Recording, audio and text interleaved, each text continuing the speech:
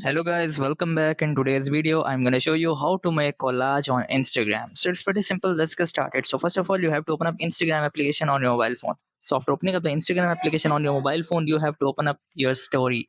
Just tap on your story at the top left. So after tapping on it, now you have to select any of the photo from your gallery. So for example, this is the photo I have selected. And in order to make it collage, you have to first resize it. So I'm just resizing it. So after adjusting it, now you have to just simply go to the sticker button at the top. Just simply tap on the sticker button, and here you will be able to find the third last option is photo.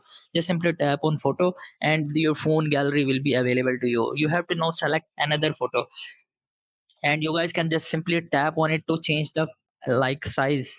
And so after adjusting its size, you have to just simply adjust it where you want to place. So after placing it, now you have to again go to the sticker button and simply again tap on the photo button, and you guys can just simply select another photo which you want to add in a collage, and you guys can resize it by just tapping on resize.